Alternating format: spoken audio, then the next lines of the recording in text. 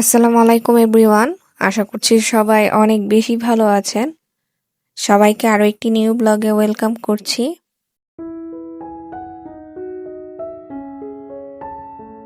আমার ভালোবাসার ভাইয়া আপুরা যারাই আমার ভিডিও দেখেন তারা কিন্তু অবশ্যই আমার ভিডিওতে লাইক দিয়ে তারপর ভিডিওটি কন্টিনিউ করবেন। কারণ অনেক ভাইয়া আপুরা হচ্ছে আমার ভিডিও ঠিকই দেখে থাকেন, তারা কিন্তু লাইক দিতে হয়তোবা ভুলে যায়। আর ভিডিওটি যদি আমার কোনো অংশে ভালো লেগে থাকে তাহলে ছোট করে একটা কমেন্ট করে দিবেন। তাহলে এতে হয় কি আমি অনেকটা অনুপ্রাণিত হয়ে আপনাদের জন্য নেক্সট ভিডিও আপলোড করতে পারবো। আর সেই সাথে হচ্ছে ভালো লাগলে আমার ভিডিওটি কিন্তু আপনাদের ফ্রেন্ডস অ্যান্ড ফ্যামিলির কাছে শেয়ার করতে পারেন। প্রতিদিনের মতো আজকেও কিন্তু আমার লাইফস্টাইল ব্লগগুলোই দিচ্ছি। আসলে আমি আমার চ্যানেলে হচ্ছে লাইফস্টাইল ব্লগগুলোই শেয়ার করে থাকি। আর সকালে ঘুম থেকে উঠেই হচ্ছে প্রত্যেকটা নারীদের হয়তোবা এই কাজটাই থাকে যে বিছানা গোছানো। আগে অন্যরা কি করে আমি জানি না, কিন্তু আমার মনে হয় যে বিছানাটা গুছিয়ে গেলে অনেকটা কাজ মনে হয় কমে গেল। আর যখনই হচ্ছে বিছানা না গুছিয়ে অন্যান্য কাজে চলে যাই তখন না এটা এসে আমার মনে হয় অনেক কাজ বাকি আছে। আজকে আর ভিডিওতে কোনো সকালের নাস্তা দিয়ে শুরু করছি না। আমি সকালের নাস্তা সেরে নিয়েছি অফ ক্যামেরাতেই। জীবনে সবকিছুই একদিন না একদিন প্রথমবার হয়। জন্য ভয় করলেও চেষ্টা না থাকলে কখনোই শেখা যাবে না। আমি না আগে হচ্ছে হাতে মেখে মাংসটা রান্না করতে খুবই ভয় পেতাম। একদিন আমার মনে হয়েছে যে গরুর মাংস রান্না করতে যেয়ে যে আমি হচ্ছে আজকে সেই রিস্কটা নিয়েই নিব। আমি আজকে হাতে মেখে ট্রাই করব। কারণ আমি গল্প শুনেছি যে হাতে মেখে রান্না করলে নাকি মাংসগুলোর টেস্ট সবচাইতে বেশি ভালো আসে। পরে ভাবলাম যে না, এটা তো আমার শিখতেই হবে। যেদিনই হচ্ছে হাতে মেখে রান্না করার এক্সট্রা নিয়েছি সেদিন বাসায় কেউ ছিল না, শুধু ইহান আর আমি ছিলাম। আর ইহানের বাবা ছিল, আমার শ্বশুর শাশুড়িও ছিল না। ওনারা থাকলে হয়তোবা আমার শেখা হতো না, কারণ তখন ভয় কাজ করতো যে খেয়ে আসলে কি বলবে।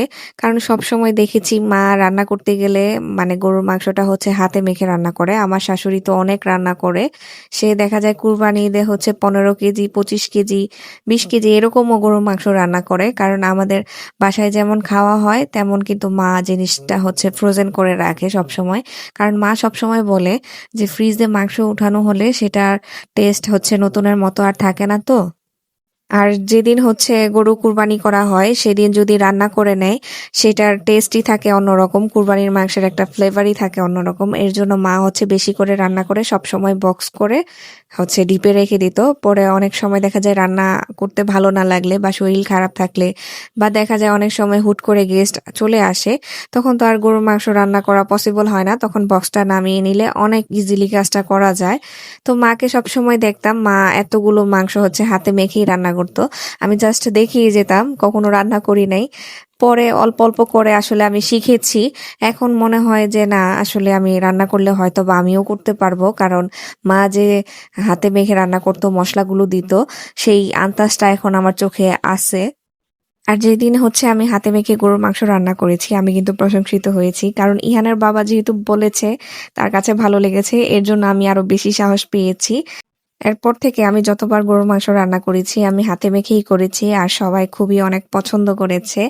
আর আজকে আমি হাঁসটাও সেম ভাবেই রান্না করেছি হাতে মেখে। অন্য দিনের তুলনায় কিন্তু আজকেরটা বেশি মজা হয়েছে, কারণ এই শীতে তো অনেকবার হাঁস খেয়েছি।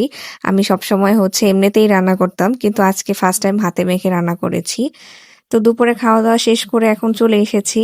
সন্ধ্যার দিকে ইহানের বাবা কিন্তু একটা সারপ্রাইজ নিয়ে এসেছিল আমাদের জন্য। যখন সে কলিং বেল দেয় আর আমি দরজাটা খুলি, হাতে দেখি তার এত বড় একটা বাক্স নিয়ে রেখেছে। আমি অবাক হয়ে গিয়েছি। পরে বলতেছিলাম যে এটা আসলে কি, পরে বলতেছে যে খুলে দেখো। পরে খুলে দেখি আসলে অবাকই হয়েছি এটা দেখে আমি। ওকে হচ্ছে রিদিশা থেকে অনেকগুলো হচ্ছে খাবারের আইটেম গিফট হিসেবে দিয়েছে। সেগুলো হচ্ছে বিস্কিট, মানে রিদিশা হচ্ছে যত টাইপের ফ্লেভারের বিস্কিট তৈরি করে থাকে, আজকের কার্টুনে হচ্ছে সব টাইপের বিস্কিটই ছিল। একদম মিষ্টি টোস্ট থেকে হচ্ছে plain toast, dry cake, normally cake, মানে সব টাইপের বিস্কিট হচ্ছে ওরা আমাদের জন্য দিয়েছে। আমি দেখে খুবই অবাক হচ্ছিলাম, আর দেখে কিন্তু খুবই ভালো লাগতেছিল। আর সবচাইতে বড় কথা আমাদের যেই খুশির মুহূর্ত ছোট, ছোট আপনাদের সাথে যে শেয়ার করতে পারি, এটা আমার কাছে খুবই ভালো লাগে।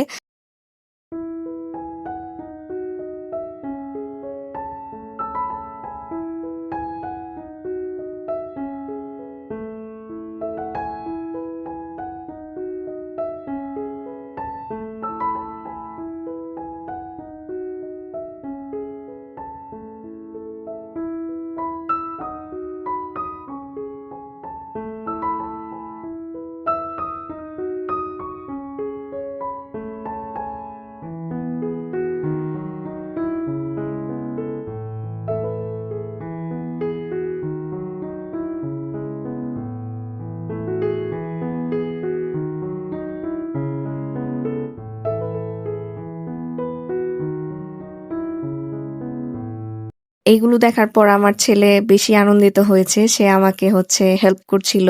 একটা, একটা করে বের করে দিচ্ছিল। আর এই তো আমরা সবকিছু দেখে তারপর কিছু বিস্কিট খেয়েও এসেছি। এখন আমি হচ্ছে সন্ধ্যায় নাস্তা বানাবো। আর সেটা হচ্ছে বাঁধাকপির পাকোড়া করব। আমি ডালটা ব্লেন্ড করে রেখেছি আর বাঁধাকপির সাথে এটা হচ্ছে মেখে রেখেছিলাম। এখন আমি এক, এক করে সব মসলাই এখানে দিব। আপনারা যারা হচ্ছে বাঁধাকপির পাকোড়াটা করবেন তারা হচ্ছে ডাল দিয়ে খেয়ে দেখবেন। আমি এটা সাজেস্ট করব কারণ আমার কাছে এটা বেশি ভালো লাগে। আর নরমালিও বানিয়ে খেয়েছি। আর এখন আমি হচ্ছে এইদিকে হচ্ছে পেঁয়াজ কুচি, কাঁচামরিচ সব হচ্ছে গুঁড়া মশলাগুলো দিয়েছি। সেই সাথে হচ্ছে একটু রসুন বাটা দিয়েছি। তো এখন এটাকে আমি খুব ভালোভাবে মেখে নিব। তারপর হচ্ছে মচমচা করে ভেজে নিব। সেই সাথে আমি এখানে একটু হচ্ছে ময়দা আর হচ্ছে চালের গুঁড়া ব্যবহার করেছি। এতে ক্রিস্পি ভাবটা বেশ ভালো হয়। আবার শুধু চালের গুঁড়াটা দিলে অনেক শক্ত হয়ে যাবে ভাজতে গেলে। এর জন্য সাথে একটু ময়দা বা আটাও হচ্ছে ব্যবহার করবেন। তো আজকের ভিডিওর কোন অংশটি ভালো লেগেছে সেটা কিন্তু অবশ্যই কমেন্ট করে জানাবেন।